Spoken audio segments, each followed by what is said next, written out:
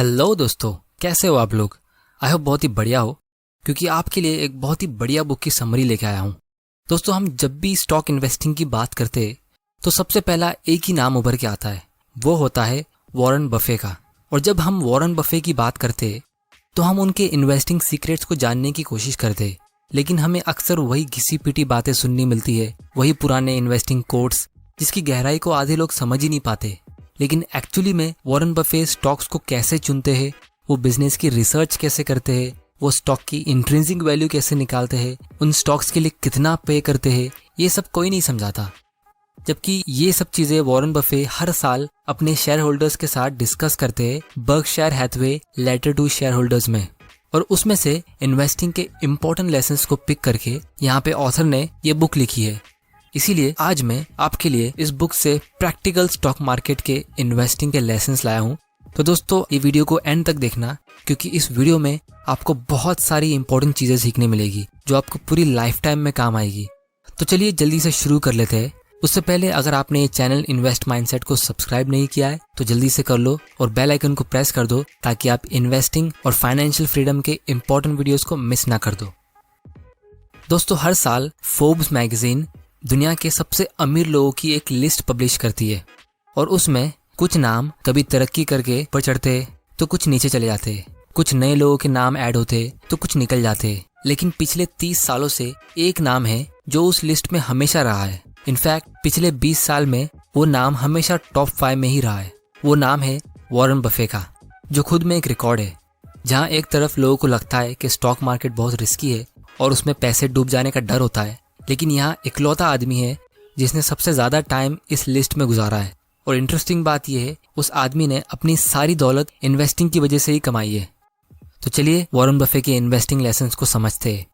Lesson number 1, don't buy a stock, buy a business. दोस्तों, दुनिया में जितने भी लोग अमीर बनते वो कोई ना कोई बिजनेस स्टार्ट करके ही अमीर बनते। अब ये बात आप सब लोगों को पता होगी, क्योंकि सैलरी से आदमी सिर्फ अपना खर्चा निकाल सकता है। तो जो लोग बिजनेस स्टार्ट नहीं कर सकते वो क्या कर सकते? उसका आंसर सिंपल है, वो दूसरों के बिजनेस में पार्टनर बन सकते। इसीलिए हमें वॉरेन बफे यहाँ पे सजेस्ट करते हैं कि स्टॉक ट्रेडिंग माइंडसेट को आपको बिजनेस इन्वेस्टिंग माइंडसेट में बदलना है।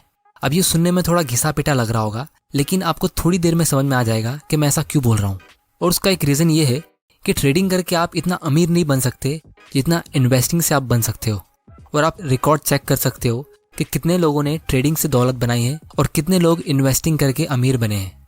और इसका प्रूफ वॉरेन बफे खुद है, क्योंकि वॉरेन बफे अपनी यंग एज में वैल्यू इन्वेस्टिंग की टेक्निक यूज करते थे और कुछ ही सालों में स्टॉक्स को बेच देते थे। और एक बार वॉरेन बफे ने अपनी मीटिंग में खुद कहा था कि वो उनकी बहुत बड़ी गलती थी कि वो स्टॉक्स को बहुत जल्दी बेच देते थे, क्योंकि उन्होंने जब एक्चुअल इन्वेस्टिंग करना शुरू की, यानी स्टॉक्स को लॉन्ग टाइम के लिए होल्ड करना शुरू किया, तब जाके उनकी कंपनी बर्कशायर हैथवे की वैल्यू तेजी से बढ़ने लगी कंपाउंडिंग के जरिए। क्योंकि दोस्तों, हम स्टॉक में इन्वेस्ट नहीं करते, हम बिजनेस में इन्वेस्ट करते हैं स्टॉक्स के जरिए। और क्या आपने कोई भी बिजनेसमैन देखा है जो अपने स्टॉक्स को बेचता या खरीदता रहता है? तो इसीलिए आपको स्टॉक्स को खरीदने से पहले उसके बिजनेस को बहुत अच्छी तरीके से समझना है। तो आप बिजनेस को समझोगे कैसे? ये चीज हम वॉरेन बफे से सीखते हैं। वॉरेन बफे बिजनेस को 4 एंगल से एनालाइज करते हैं। सबसे पहला बिजनेस क्वालिटी, दूसरा मैनेजमेंट क्वालिटी, तीसरा फाइनेंशियल क्वालिटी, और चौथा वैल्यूएशन यानी रीजनेबल प्राइस। ये चारों को हम डिटेल में समझेंगे। लेकिन आप में से कुछ लोग सोच रहे होंगे कि इतनी सारी रिसर्च हम साधारण से इन्वेस्टर कैसे कर सकते हैं, हमें तो इतनी सारी चीजें पता भी नहीं होती है। तो आप लोगों के लिए गुड न्यूज है कि चाहे मार्केट कंडीशन कैसी भी हो, वॉरेन बफे यूजुअली साल में सिर्फ एक कंपनी के ही स्टॉक खरीदते हैं, उससे ज्यादा कंपनी के स्टॉक्स खरीदते ही नहीं है। यानी आपको भी जब इन्वेस्टिंग की जर्नी की शुरुआत करनी है तो आपको सिर्फ एक कंपनी की ही शुरुआत करनी है। आपको एक साथ 10-15 कंपनी के स्टॉक्स खरीदने की जरूरत ही नहीं है। और अगर आप चेक करोगे, दुनिया के जितने भी अमीर लोग हैं, जैसे mark Zuckerberg, Bill Gates, Mukesh Ambani, ये लोग एक साथ 10 बिजनेस चालू नहीं करते। ये एक बिजनेस शुरू करते, उस पर पूरा फोकस करते, फिर जब वो बिजनेस सक्सेसफुली चलने लगता है तब जाके दूसरा बिजनेस शुरू करते हैं। इसी तरह वॉरेन बफे भी एक स्टॉक को चुनते, उसकी अच्छे से रिसर्च करते, उसके बिजनेस को पूरा समझते, और फिर जब उन्हें पसंद आता है तब वो उसे खरीदने का सोचते। तो यहाँ पे लेसन नंबर 1 का सबसे इंपॉर्टेंट पॉइंट ये है कि आपको जब बिजनेस खरीदना है तो आपको एक साथ 10-15 कंपनी के स्टॉक्स नहीं खरीदना है, आपको एक बिजनेस खरीदना है उसकी पूरी रिसर्च करके। वो कैसे करते हैं वो चीज़ हम थोड़ी देर में देखने वाले हैं। और वॉरेन बफे के पोर्टफोलियो के ऊपर मैं एक अलग से वीडियो बनाऊंगा क्योंकि उस पर एक अलग से बुक है। लेकिन फिलहाल के लिए आप ये सोच लो कि इस साल के लिए आपको एक बेस्ट कंपनी चुननी है, तो उसके लिए आप क्या क्या रिसर्च करोगे वो सब मैं अभी बताने वाला हूँ। तो सबसे पहला स्टेप है बिजनेस क्वालिटी। वॉरेन बफे का सबसे पहला रूल है कि वो ऐसी कोई भी कंपनी के स्टॉक्स नहीं लेते जिसका बिजनेस वो समझ नहीं पाते।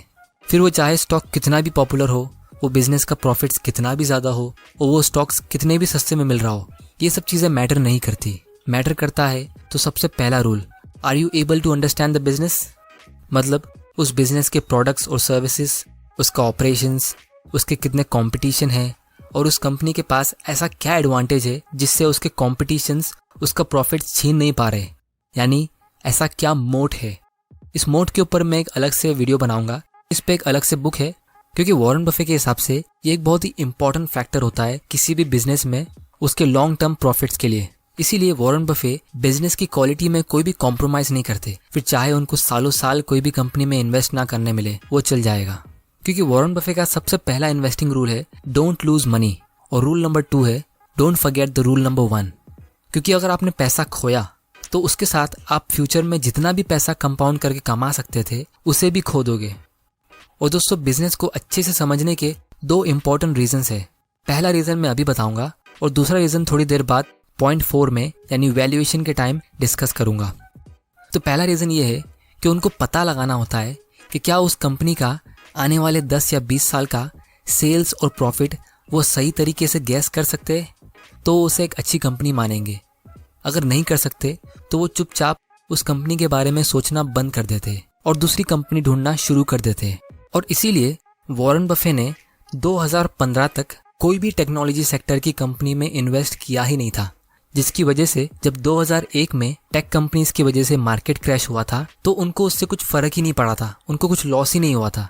क्योंकि जो लोग 2000 में टेक कंपनीज में महंगे प्राइस पे स्टॉक्स खरीद रहे थे, उनको खुद को पता नहीं था कि वो बिजनेस कैसे काम करते, वो बिजनेस प्रॉफिट्स कैसे कमाने वाले। और इसीलिए अगर आप कोई कंपनी को आने वाले 10 या 20 साल में गैस नहीं कर सकते ये कंपनी कहाँ होगी, तो वो इन्वेस्टिंग नहीं, स्पेकुलेशन होता है। स्पेकुलेशन को हिंदी में सट्टा कहते हैं। अब दोस्तों, लोग मुझे पूछते हैं अडानी ग्रीन, वेदांता या ग्लैंड फार्मा, ये सब स्टॉक्स को खरीदना है कि नहीं खरीदना है।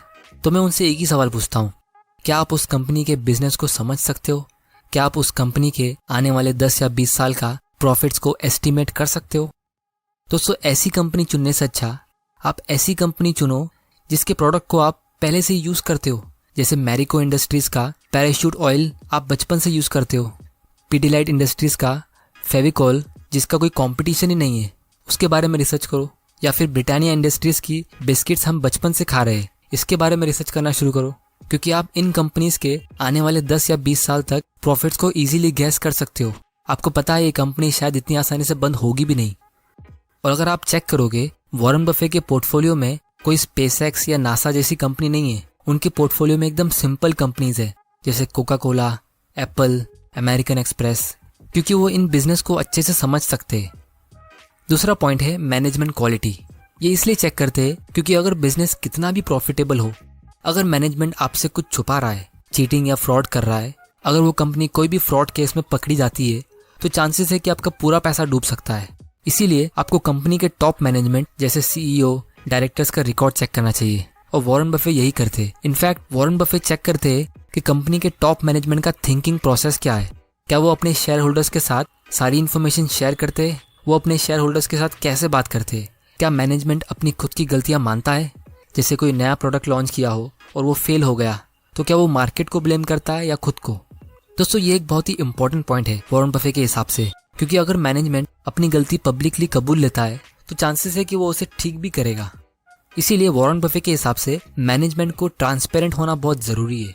सो बेसिकली वॉरेन बफे का मैनेजमेंट क्वालिटी को लेके एक सिंपल पॉइंट है, you can't make a good deal with a bad person.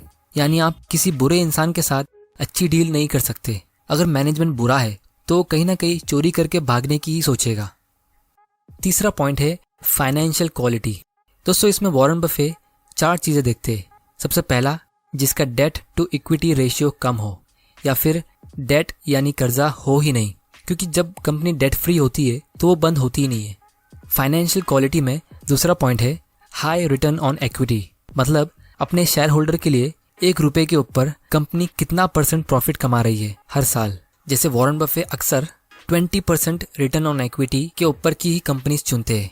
अब आपको रिटर्न ऑन इक्विटी ये ROE का कॉन्सेप्ट नहीं पता तो मैं इस पे जल्दी एक वीडियो बनाने वाला हूँ, क्योंकि ये इन्वेस्टिंग के लिए बहुत ही इंपॉर्टेंट कॉन्सेप्ट है। तीसरी चीज़ है हाई प्रॉफिट मार्जिन। कंपनी का प्रॉफिट मार्जिन ज़्यादा होना चाहिए। ये भी एक इम्पॉर्टेंट फैक्टर है अच्छे बिजनेस को ढूंढने के लिए, क्योंकि जो कंपनीज का प्रॉफिट मार्जिन कम होता है उससे हमें ये इंडिकेशन मिलता है कि वो कंपनी प्राइस को लेके कम्पीट कर रही है और वो कंपनी कोई ऐसा प्रोडक्ट बेच रही है जिससे वो कंपटीशन से हट नहीं पा रही है। चौथा पॉइंट है कंपनीज को अपने प्रॉफिट्स डिविडेंड्स के थ्रू पे करना चाहिए, और अगर कंपनीज डिविडेंड पे नहीं करती तो उस रिटेन किए हुए प्रॉफिट से कंपनी का शेयर प्राइस बढ़ना चाहिए, क्योंकि प्रॉफिट्स शेयर होल्डर्स का हक होता है। और अगर उनको प्रॉफिट्स डिविडेंड्स के थ्रू नहीं मिल रहा तो वो एटलीस्ट स्टॉक प्राइस को बढ़ा के शेयर होल्डर्स का फायदा कर सकता है। लेकिन अगर स्टॉक प्राइस भी नहीं बढ़ रहा है और वो कंपनी उस कैश को प्रॉपर्ली यूज नहीं कर रही है तो फिर उस प्रॉफिट्स को कमाने का कुछ मतलब ही नहीं हुआ, क्योंकि वो आप तक तो पहुंचा ही नहीं। चौथा पॉइंट है रीजनेबल प्राइस, क्योंकि पहले की 3 क्वालिटीज जो मैंने डिस्कस की है वैसी तो बहुत सारी कंपनीज मार्केट में ऑलरेडी है, लेकिन वॉरेन बफे उनमें इन्वेस्ट नहीं करते क्योंकि वो सब काफी महंगी होती है। और दोस्तों, अगर आप अच्छी कंपनी को बहुत ज्यादा प्राइस पे खरीद लेते हो तो भी आपका लॉस होने का चांसेस होता है या फिर आपको प्रॉफिट्स कम मिलेगा। दोस्तों, ये मिस्टेक अक्सर न्यू इन्वेस्टर्स करते। वो अच्छी कंपनी चुन लेते लेकिन उसके लिए बहुत ज़्यादा प्राइस पे करते। और अगर आपको ये जानना है कि स्टॉक्स को बहुत महंगे प्राइस पे खरीदने से क्या प्रॉब्लम होती है तो आप यहाँ क्लिक करके बेंजामिन ग्राहम की सिक्योरिटी एनालिसिस की बुक समरी देख सकते हो, जिसमें मैंने डिस्कस किया है कि अगर आप कोई भी स्टॉक को ज़्यादा प्राइस पे खरीदते हो तो उससे क्या प्रॉब्लम हो सकती है। तो दोस्तों, वॉरेन बफे वैल्यूएशन करते कैसे है? उसका आंसर काफ़ी सिंपल है। वो पूरी कंपनी का इंट्रिंसिक वैल्यू निकालते हैं, यानी उनके हिसाब से उस पूरी कंपनी की कितनी वैल्यू होगी वो पता लगाते हैं। और ये वैल्यू हमेशा एक एस्टीमेट होता है, यानी एक अंदाज़ा, क्योंकि आप कोई भी कंपनी का एक्चुअल वैल्यू एग्जैक्टली पता नहीं लगा सकते। ये हमेशा एक अंदाज़ा ही होता है। जैसे अगर आपको किसी को बताना हो कि कोई इंसान मोटा है तो आप अंदाजे से कह सकते हो कि वो 130 या 160 किलो का होगा। अब आपको यहाँ पे एग्जैक्ट पता लगाने की ज़रूरत नहीं है कि वो 147 किलो का ही था। इसी तरह वो भी स्टॉक का इंट्रिंसिक वैल्यू का एक एस्टीमेट निकालते हैं और फिर उस एस्टीमेटेड प्राइस को उस कंपनी के मार्केट प्राइस से कंपेयर करते हैं। अगर वो स्टॉक उनके एस्टीमेटेड प्राइस से सस्ता बिक रहा है तो उसे खरीदने का सोचते, अगर महंगा होता है तो वो वेट करते। तो दोस्तों, आप सोच रहे होंगे कि वॉरेन बफे इंट्रिंसिक वैल्यू निकालते कैसे है? दोस्तों, उसका फॉर्मूला भी काफ़ी सिंपल है। आपको कंपनी की ओनर्स अर्निंग को डिस्काउंट करना है गवर्नमेंट के लॉन्ग टर्म बॉन्ड रेट से, और जो भी कंपनी की प्रेजेंट वैल्यू होगी वो कंपनी की एक्चुअल वैल्यू होगी। अब आप में से आधे लोग यहाँ बोल रहे होंगे ये ओनर्स अर्निंग क्या होता है, और बाकी के आधे लोग कहेंगे ये डिस्काउंटिंग क्या होता है, और बचे हुए लोग पूछेंगे कि गवर्नमेंट का लॉन्ग टर्म बॉन्ड रेट क्या होता है। तो दोस्तों, आपको मैं बता दूं, ये सारे कॉन्सेप्ट सिर्फ सुनने में डिफिकल्ट है लेकिन एक्चुअली में काफ़ी ईजी है। इसके ऊपर मैं एक डिटेल्ड वीडियो बनाने वाला हूँ, और अगर आप नॉन फाइनेंस बैकग्राउंड से भी हो तो भी आपको पूरी तरह से ये समझ में आ जाएगा, क्योंकि इन्वेस्टिंग मेरे हिसाब से सिंपल है, कॉम्प्लिकेटेड नहीं है। और जो भी कहता है कि इन्वेस्टिंग कॉम्प्लिकेटेड है तो वो हो सकता है आपको कुछ बेचने की कोशिश कर रहा है। और वॉरेन बफे ने भी एक बात कही थी कि इफ कैलकुलस और algebra was required to be a great investor I would have to go back delivering newspapers. मतलब आपको सिर्फ बेसिक मैथ्स पता होना चाहिए, प्लस माइनस मल्टीप्लाई डिवाइड, ये चीज़ अगर आपको आती है तो आपको ऑलमोस्ट इन्वेस्टिंग का वैल्यूएशन का हिस्सा आता है। आपको सिर्फ थोड़े बहुत कॉन्सेप्ट समझने हैं और बाकी का मेन हिस्सा इसमें कॉमन सेंस का होता है। तो दोस्तों, वॉरेन बफे के हिसाब से अगर वो कंपनी की फ्यूचर प्रॉफिट्स को लेकर इतना श्योर है कि ये कंपनी आने वाले 10 या 20 साल में बंद नहीं होगी और उसके प्रॉफिट्स को कोई छीन नहीं सकता, यानी उसका प्रॉफिट्स हमेशा बढ़ेगा ही, तो वो उनकी कंपनी से इतना ही पैसा एक्सपेक्ट करते हैं जितना वो एक सेफ गवर्नमेंट बॉन्ड से एक्सपेक्ट करते हैं, जैसे इंडिया में फिलहाल 6% के आसपास का मिलता है। और वो यहाँ पे कोई रिस्क के लिए एक्स्ट्रा रिटर्न एक्सपेक्ट नहीं करते, क्योंकि वॉरेन बफे के हिसाब से आप कंपनी में इन्वेस्ट करने के लिए उसके रिस्क को परसेंटेज के थ्रू एक्सपेक्ट नहीं कर सकते। इसीलिए याद करो, पॉइंट नंबर 1 में मैंने कहा था कि वो ऐसे बिजनेस में ही इन्वेस्ट करते जिसमें वो बहुत ज़्यादा श्योर होते कि उसका प्रॉफिट्स आने वाले 10 या 20 साल तक बढ़ेगा या एटलीस्ट कम नहीं होगा। इसीलिए वॉरेन बफे यहाँ पे कोई भी रिस्क प्रीमियम ऐड नहीं करते। अब दोस्तों, यहाँ पे एक रियल एग्जाम्पल लेते हैं। वॉरेन बफे के करियर में उन्होंने एक कंपनी बहुत सस्ते प्राइस में ली थी जो उनकी लाइफ की बहुत अच्छी डील थी, द वॉशिंगटन पोस्ट कंपनी। ये कंपनी का ओनर्स अर्निंग 1973 में 10.4 मिलियन का था और वो टाइम पे यूएस गवर्नमेंट का लॉन्ग टर्म बॉन्ड रेट 6.8% का रिटर्न दे रहा था। तो इस हिसाब से कंपनी की एक्चुअल वैल्यू हुई 150 मिलियन। इसका सिंपल मैथ ये है कि आप 10.4 को 0.068 से डिवाइड करो, जो होता है लगभग 152 मिलियन।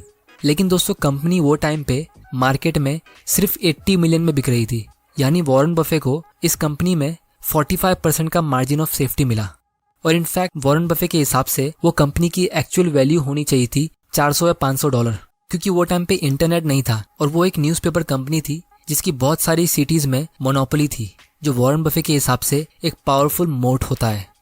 तो दोस्तों इसी के साथ मैं शेयर करता हूँ इस बुक का 5th और सबसे इम्पोर्टेंट लेसन, वॉरेन बफे के 5 इन्वेस्टिंग प्रिंसिपल्स। सबसे पहला, ignore the market, be a business analyst not a market analyst. यानी आपको पूरी दुनिया में स्टॉक मार्केट में क्या हो रहा है इस पे ध्यान देना ही नहीं है, आपको सिर्फ और सिर्फ ये देखना है कि उस कंपनी में क्या हो रहा है, क्योंकि अक्सर अच्छी कंपनीज खरीदने के मौके स्टॉक मार्केट क्रैश के बीच में ही आते हैं। 2, choose the best, no need to diversify. यानी आपको डाइवर्सिफिकेशन के लिए 20-25 कंपनीज की जरूरत नहीं है, आपको सिर्फ बेस्ट कंपनीज का पोर्टफोलियो क्रिएट करना है, फिर चाहे वो 3 कंपनीज का भी हो या 5 कंपनी का, वो भी चल जाएगा। क्योंकि वॉरेन बफे के हिसाब से रिस्क कम from not knowing what you are doing. मतलब आप पोर्टफोलियो को डाइवर्सिफाई करने के लिए 5 कंपनीज ऐसी ऐड कर रहे हो जिसके बारे में आप कुछ नहीं जानते, तो आप पोर्टफोलियो का रिस्क बढ़ा रहे हो, कम नहीं कर रहे हो। 3, बेट बिग व्हेन इट्स टाइम।